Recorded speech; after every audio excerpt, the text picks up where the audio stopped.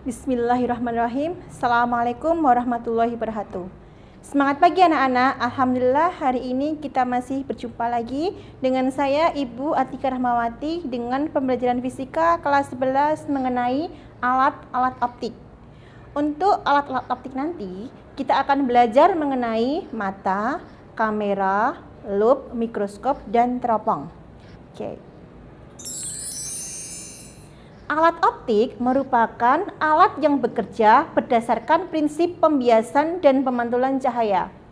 Alat optik dibedakan menjadi dua jenis, yaitu alat optik alami pada mata dan juga alat optik buatan pada kamera, loupe, mikroskop, dan teropong. Yang pertama mengenai mata. Allah telah menciptakan mata untuk manusia untuk digunakan melihat menggunakan prinsip pemantulan dan pembiasan cahaya. Bagian-bagian mata ada lensa, retina, iris, pupil, kornea, syaraf mata, otot akomodasi, bintik buta, dan bintik kuning. Fungsi dari bagian-bagian mata bisa kalian lihat pada slide. Ada lensa, ada iris, pupil, kornea, otot akomodasi. Nah, ini ada retina, bintik kuning, bintik buta. Pembentukan bayangan pada mata. Cahaya yang masuk ke mata akan difokuskan oleh lensa mata ke bagian belakang mata, yaitu retina. Untuk mengatur agar bayangan selalu jatuh pada retina, lensa dapat menebal atau menipis disesuaikan dengan jarak benda terhadap mata. Bayangan yang dibentuk oleh retina bersifat nyata, terbalik, diperkecil. Bentuk bayangan benda yang jatuh pada retina seolah-olah direkam dan disampaikan ke otak melalui saraf optik. Daya akomodasi mata adalah perubahan kecembungan lensa mata dan kemampuan mata untuk berakomodasi. Apabila benda jauh, maka lensa akan memipih. Apabila benda dekat, maka lensa mata lebih cembung. Bayangan akan difokuskan pada retina. Perubahan ukuran fokus lensa. Apabila melihat benda yang dekat, dia akan cembung. Tetapi melihat objek yang jauh, maka akan semakin pipih, mengecil. Titik terdekat mata. Titik terdekat yang mampu dilihat oleh mata dengan jelas disebut dengan titik dekat mata, punctum proximum atau PP. Untuk titik dekat mata saat baca normal sekitar 25 cm sampai 30 cm. Titik terjauh mata. Titik terjauh yang dapat dilihat oleh mata dengan jelas disebut titik jauh mata atau punctum remotum. Jarak titik jauh mata untuk mata normal adalah tak terhingga.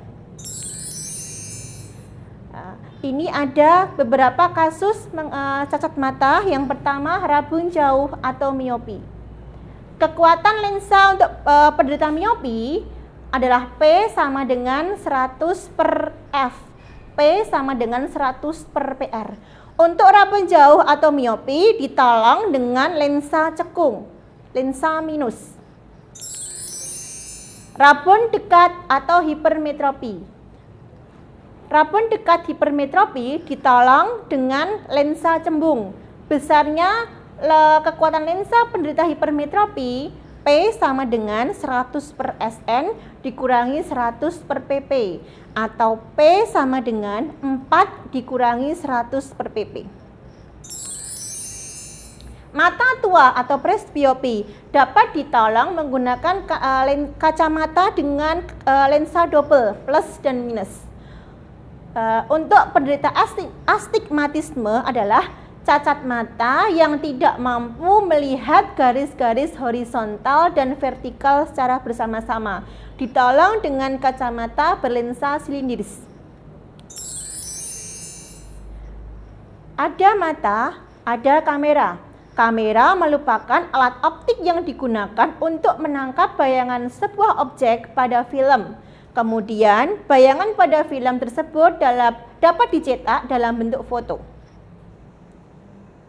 pembentukan bayangan pada kamera itu bendanya di depan lensa, bayangannya ada di belakang lensa. Lensa pada kamera berfungsi untuk membentuk bayangan pada film. Bayangan yang terbentuk pada film bersifat nyata, terbalik, dan diperkecil, sama seperti bayangan yang dibentuk oleh mata. Apertum pada kamera berfungsi mengatur banyaknya cahaya yang masuk ke dalam kamera. Film ini untuk menangkap dan merekam gambar bayangan. Ada rangefinder, ada juga diafragma yang berfungsi mengatur besar kecilnya apertur. Mata dan kamera memiliki persamaan, memiliki satu lensa, memiliki pengatur cahaya. Pada mata adalah retina dan pupil, pada kamera adalah diafragma dan apertur. Memiliki layar penangkap bayangan, untuk pada mata itu retina, pada kamera adalah film. Kaca pembesar, loupe. Loupe atau kaca pembesar merupakan alat optik yang terdiri atas sebuah lensa cembung. Biasanya lensa biconvex, dua lensa cembung.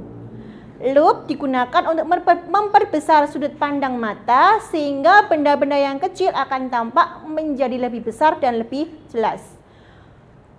Untuk perbesaran anguler untuk mata besarnya adalah H per pp. Untuk mata dengan loupe, H aksen per pp.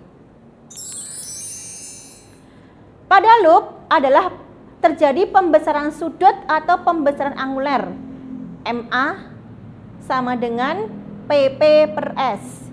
Jika mata berakomodasi maksimum pada jarak S aksen atau min X, itu maya, diperoleh persamaan MA sama dengan PP per fokus ditambah PP per X.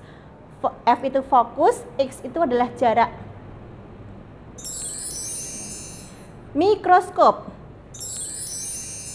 Mikroskop merupakan alat optik yang digunakan untuk melihat benda-benda mikroskopis yang sangat kecil. Mikroskop menggunakan dua buah lensa cembung, yaitu lensa okuler dan lensa objektif. Lensa yang dekat dengan benda namanya lensa objektif, sedangkan lensa yang dekat dengan mata adalah lensa okuler. Fokus lensa okuler lebih besar dibandingkan fokus lensa objektif. Bagian dari mikroskop ada lensa okuler, ada pengatur jarak, ada lensa objektif, meja preparat, dan juga cermin cekung. Ini merupakan fungsi-fungsi dari bagian mikroskop. Nah, lensa objektif merupakan lensa positif dengan jarak fokus yang lebih kecil. Lensa objektif diarahkan ke objek yang diamati. Kemudian lensa okuler adalah lensa positif dengan jarak fokus yang lebih besar dibandingkan lensa objektif, sehingga berfungsi sebagai loupe, memperbesar bayangan yang dibentuk oleh lensa objektif. Pembentukan bayangan pada mikroskop itu ada lensa objektif, ada lensa okuler. Kalian bisa mengamati tentang pembentukan bayangan pada mikroskop. Benda ditempatkan di ruang dua lensa objektif. Bayangan yang terbentuk akan berada di belakang lensa objektif di ruang 3. Bayangan ini bersifat nyata, terbalik, dan diperbesar. Bayangan yang dibentuk oleh lensa objektif dijadikan benda oleh lensa okuler dan ditempatkan pada ruang 1 lensa okuler. Bayangan akhir yang dibentuk oleh lensa okuler adalah maya tegak diperbesar di depan lensa okuler. Nah, ini adalah diagram pembentukan bayangan pada mikroskop sederhana. Ini benda di ruang 2 lensa objektif, bayangan di ruang ketiga lensa objektif. Kemudian digunakan oleh lensa okuler sebagai benda dan akhirnya terbentuk bayangan maya, tegak, dan diperbesar. Untuk pembesaran lensa objektif, MOB sama dengan S aksen OB per SOB sama dengan H aksen OB per HOB. Untuk pembesaran total mikroskop M total itu sama dengan MOB dikalikan MOK. Untuk pengamatan tanpa akomodasi, kalian bisa mengamati apabila nanti sinar yang datang dari lensa okuler sejajar, maka tanpa akomodasi M totalnya adalah S aksen OB per SOB dikalikan PP per FOK. Ingat, untuk sinar yang sejajar pada lensa okuler, sinar datangnya adalah sejajar ya. Oke. Jarak antara lensa objektif dan lensa okuler D sama dengan S aksen OB ditambah SOK apabila mata berakomodasi maksimum. Untuk perbesaran totalnya M totalnya sama dengan S aksen OB per SOB dikalikan kurung PP per FOK ditambah 1.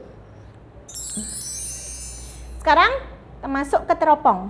Teropong disebut juga dengan teleskop. Teropong merupakan alat optik yang digunakan sebagai alat untuk melihat benda yang letaknya jauh. Teropong dibedakan menjadi dua, yaitu teropong bias dan juga teropong pantul. Teropong pantul. Teropong pantul merupakan teropong yang objektifnya menggunakan sebuah cermin cekung yang berfungsi untuk memantulkan cahaya. Pada teropong pantul, objektifnya biasa menggunakan lensa cembung digantikan oleh cermin cekung. Yang kedua, teropong bias. Teropong bias merupakan teropong yang objektifnya menggunakan lensa yang berfungsi untuk membiaskan cahaya. Yang pertama, teropong bintang. Teropong bintang terdiri atas dua lensa cembung. Bayangan yang terbentuk oleh teropong bintang adalah nyata, terbalik, tepat di fokus lensa objektif. Untuk teropong bintang, perbesarannya M sama dengan FOB per FOK untuk mata tak berakomodasi. Teropong bumi.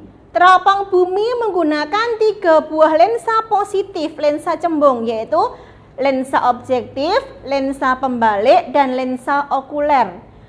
Jarak antara lensa objektif dan lensa okuler D sama dengan FOB ditambah 4 kali F pembalik ditambah FOK. Untuk perbesaran sudutnya M sama dengan FOB per FOK. Ada teropong prisma menggunakan 2 buah prisma siku-siku sama kaki. Ada juga teropong panggung, ini menggunakan lensa cembung sebagai objektifnya dan lensa cekung sebagai okulernya. Jarak untuk kedua lensa pada teropong panggung D sama dengan FOB plus FOK dan pembesaran sudutnya M sama dengan FOB per min FOK karena menggunakan 2 buah lensa positif dan negatif, lensa cembung dan lensa cekung. Nah, kesimpulannya kita bisa mengamati bahwa alat optik itu terdiri atas mata, kamera, lup, mikroskop, dan teropong. Untuk lup bisa tanpa berakomodasi, untuk lup juga bisa berakomodasi maksimum.